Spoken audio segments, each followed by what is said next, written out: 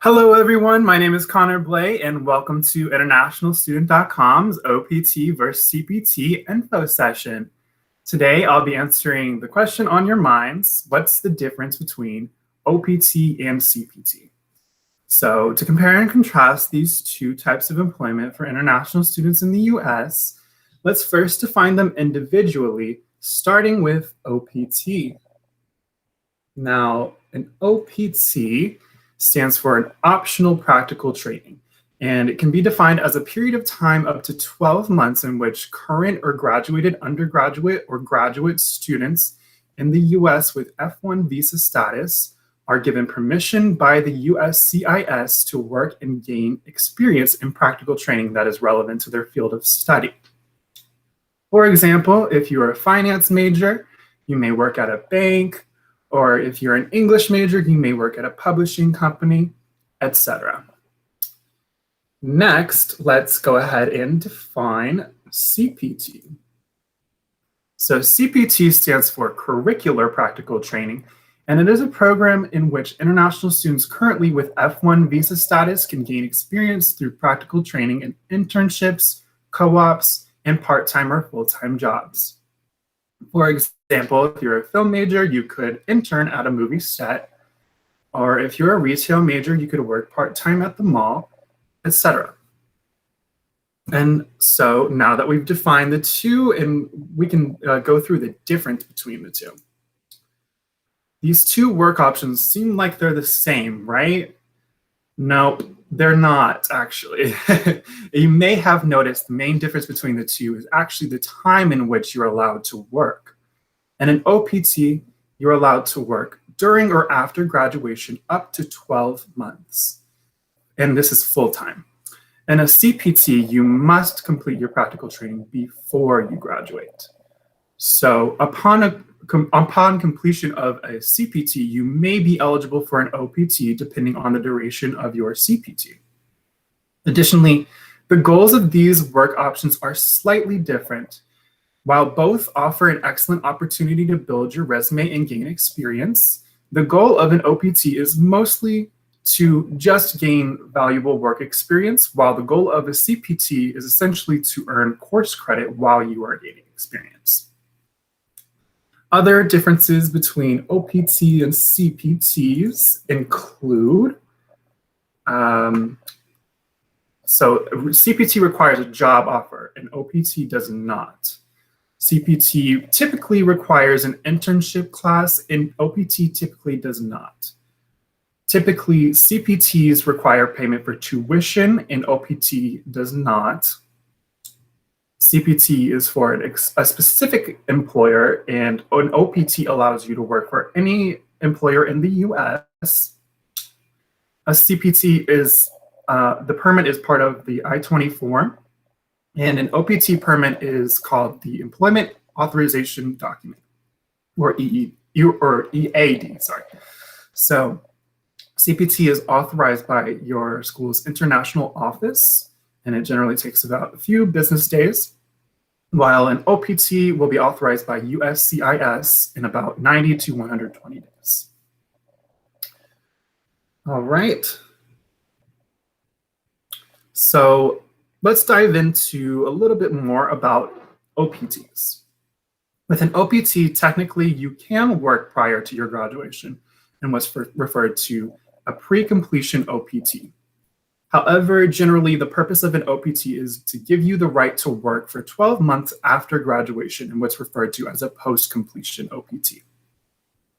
It's a good idea to start applying for an OPT when you're getting close to your graduation day.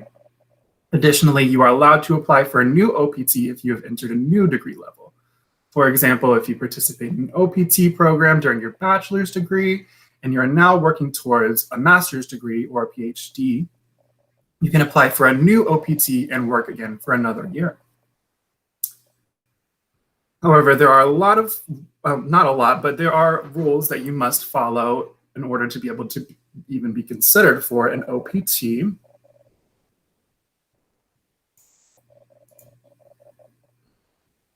All right, we got some, there we go. One, employment must be directly related to your major, and you must maintain lawful F1 visa status. 3, you must apply for the OPT prior to completion of all work towards a degree. 4, you must not have engaged in 12 months or more of a full-time CPT in order to be eligible for an OPT. And 5, you are only permitted to work up to 12 months full-time in total.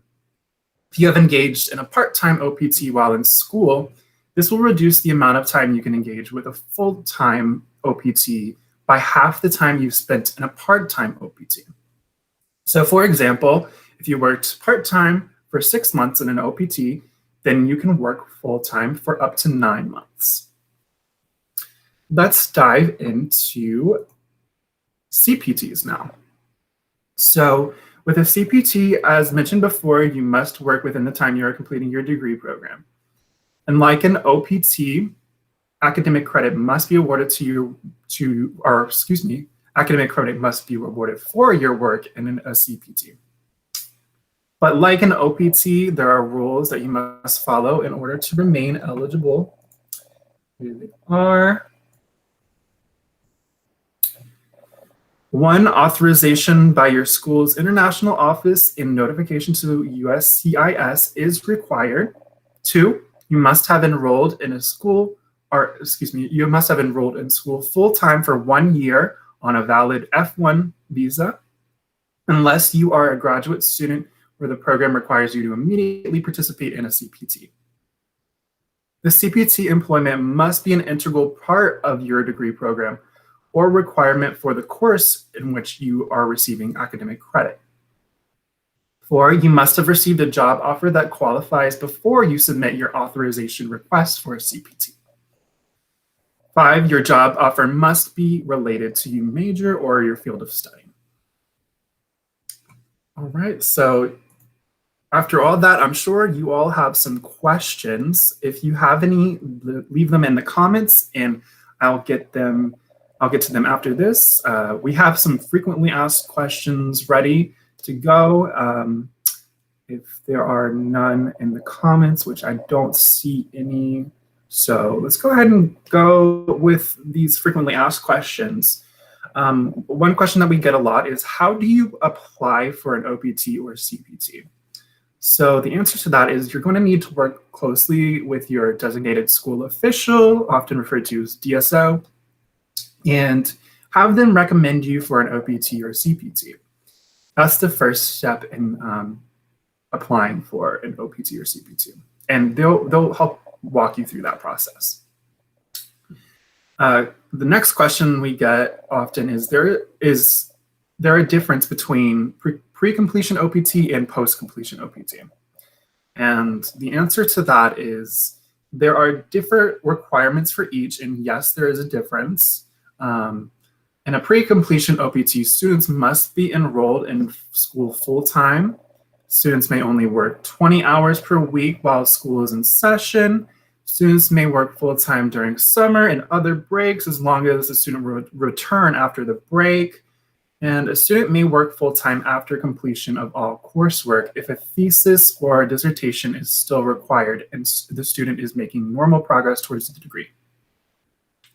In a post-completion OPT, the requirements are after completion of your degree, OPT must be full-time. That means 40 hours a week. All OPTs must be completed within 14 months of completion after your degree. After you complete your degree.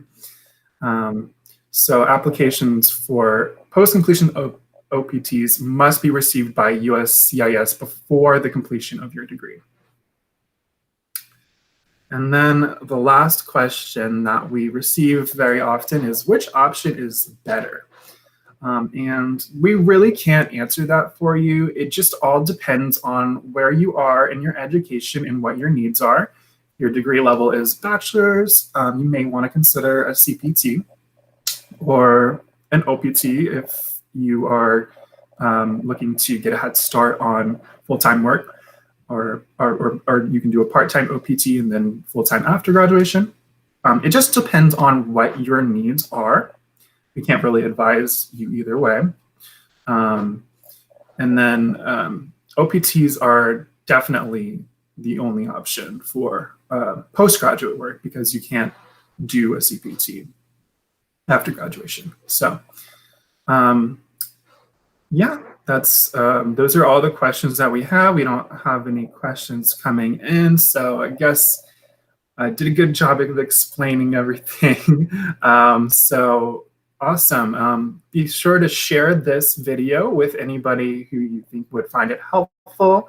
And I thank you guys for watching and joining us. We're going to link to our Working in the USA page in the comments in the description below.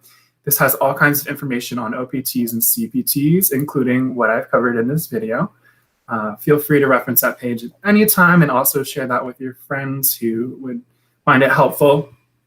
And I hope that you guys got something out of this today. And I look forward to the next event. Have a great rest of your day. Bye.